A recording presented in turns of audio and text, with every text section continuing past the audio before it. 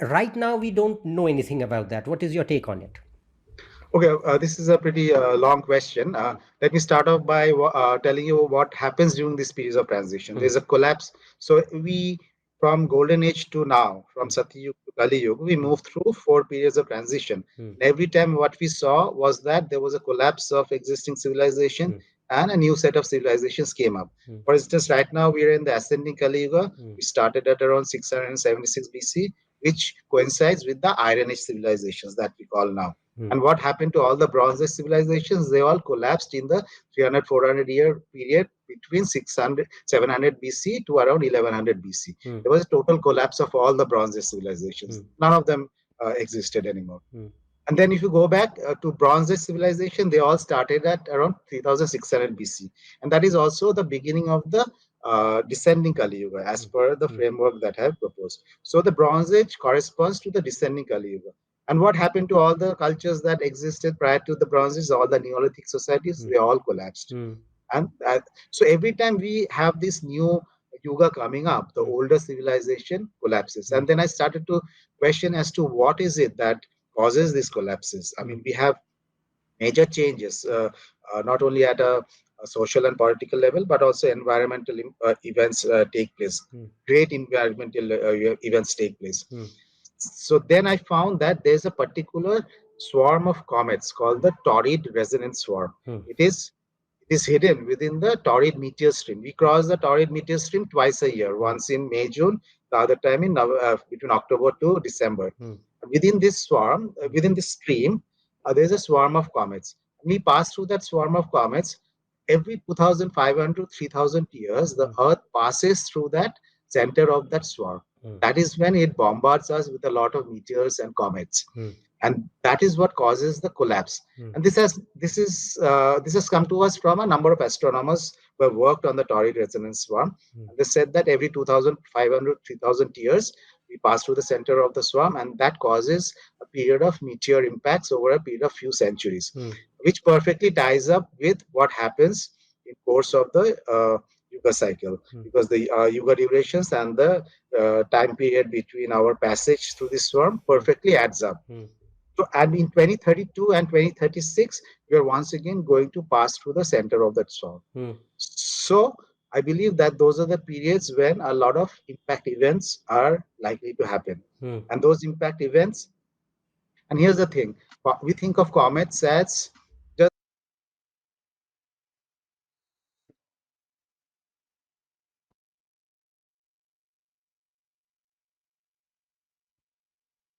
Now, I don't know for sure that the um, Kali Yuga is ending, but this has to be mentioned because the cycle for anything that may happen begins now, and that I can show you with proof in these videos. Um, what these two men talk about, what's coming up. We are here in 2032, 2036. More comets are going to come into this ekpirosis, ekpirosis, ekpirosis, which is outside fire time period of 1200 years. Over here was the cataclysmos, which was a water devastation. This was, according to Bibhu Dev Misra,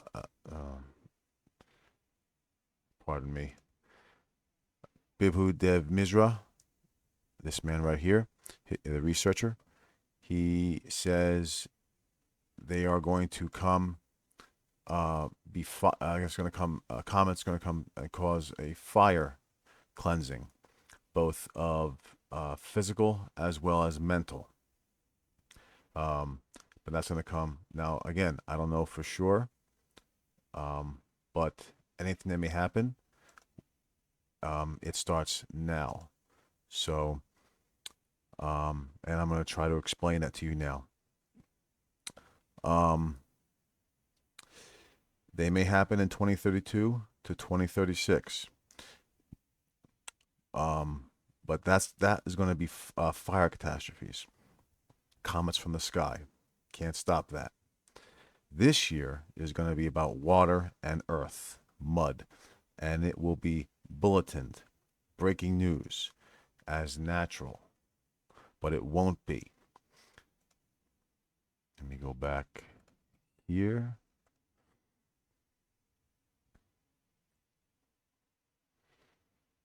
Pardon me, it should be faster than this. All right, here we have New York. We'll try to go to Chicago. Okay, here it's going to be bulletined because Venus is here. It's going to be, Venus is going to be exalted here, which means this is what we want to see here in the confusion of the people. Okay, it's going to be man-made, but they're going to make it as if it's natural, but it won't be. That's the distinction. That is my ultimate goal here, because saving lives is the highest goal. But I must acknowledge that not everyone will hear this seriously enough to leave their homes and fight for the. Some are going to have to stay and fight for their livelihoods, and I am sorry. But you must not blame nature for this. This is what they want. They want you to blame the earth and then despise her. Spoil her as she spoils innocent lives. No, this will be an act of pure discrimination by people with no conscience and prey on innocent minds. This is everyone you've ever heard of associated with the Epstein Island, Pedogate, Pizzagate, serial killing, CIA programs, all that. It's those who are more than wealthy. They're kings, they're high priests, they're bankers. All of these people habitually use other people as shields, as sources of money, as receptacles of sin. Yes, receptacles of sin. As they commit sin, they habitually create a world where other people receive the sins they create, defend it without realizing it's sin.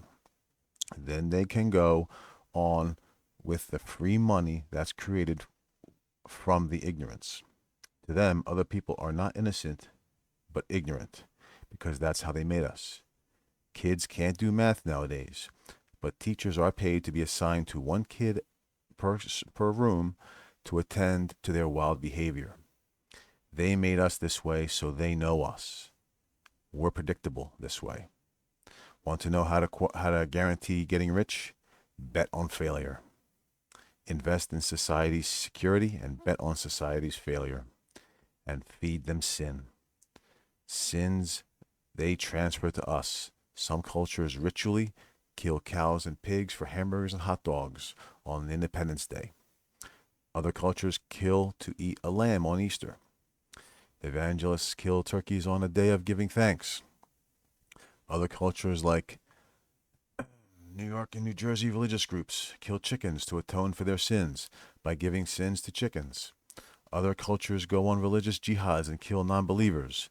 These are all small potatoes compared to people having to steal bread because money exchangers failed to maintain the value of a currency and uphold a society's trade standing. Or maybe it was part of the plan. But everything I said are all sins. They are all things to keep us here. That's what a sin is. Something that keeps us here. And the ones telling us to do these things are the ones who are going to punish us for ignorance, not for innocence. Again, they push ignorance as innocence and hold us accountable. They keep us as children because that's who they want to deal with, so they can steal from child minds and violate grown-up children. And by knowing nature, they use the signs as scenes of consequential theatrics, and they are deadly serious about it. Remember the Las Vegas concert chaos? Here's a video about that. Not mine. All credit goes to the content creator.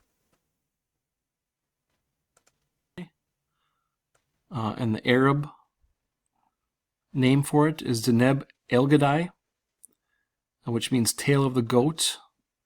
And Deneb Elgedi is also known as the star of sacrifice. So Deneb Elgedi is on the tail, and on the head, the second brightest star is a star called Debi.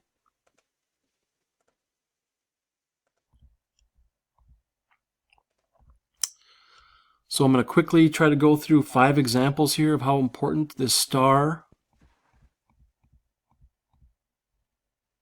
Deneb Elgedi is to ritual and sacrifice. All these examples that I'm going to show you are when the star is above the horizon, but I'm just going to keep the horizon off of here, and I'm going to keep it centered on the object here just so it's easier to show you guys how this works. But right here, this is Deneb Elgedi, the tail of the goat, and we have the moon here, and I have this set to October 1st, 2017. That was the day of the Las Vegas shooting. We had the shooter shooting from the 32nd floor of the Mandalay Bay Hotel, and that shooting started at 22:05 or 10:05 p.m. And our shooter, Stephen Paddock, with his number 13 tattooed on his neck. And I'm going to be talking about the importance of Mercury, Saturn, and Capricorn in relation to World War III and this date of 12/22/2021.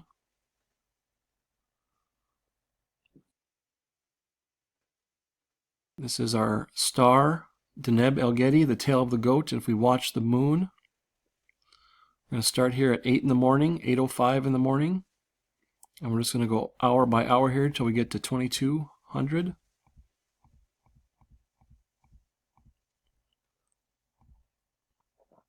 So at the time the shooting started, you can see here the moon and Elgedi are almost in perfect conjunction here.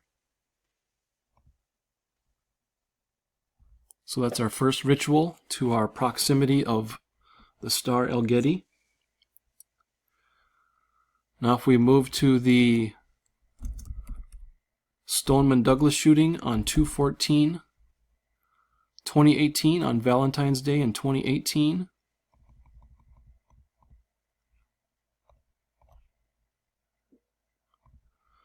We had the Stoneman Douglas shooting in Florida, in Parkland, Florida.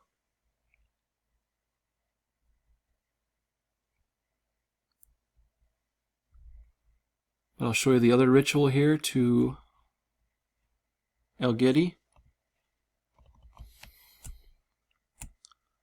Location to Parkland, Florida. On February 14th, 2018, we have the planet Mercury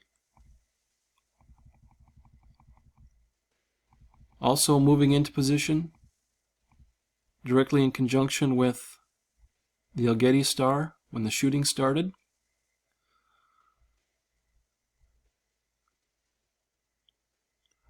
Now we're going to go to the Thousand Oaks shooting. This happened in Thousand Oaks, California on November 7th, 2018. And we'll get to this here, but the shooter was supposedly a 28-year-old. So if we look at Elgedi on November 10th or November 7th, 2018, you can see here Mars is within our 6 degrees. So still think a planetary alignment of 7 planets means nothing? Okay, I've been creating a sin by doom prognosticating, so I'm going to give you some remedies. I told you, I'm going to give you the what, where, how, and why of the Zodiac. And in order to do this, I need to get my hands dirty. That's it for this video. I will continue in the next.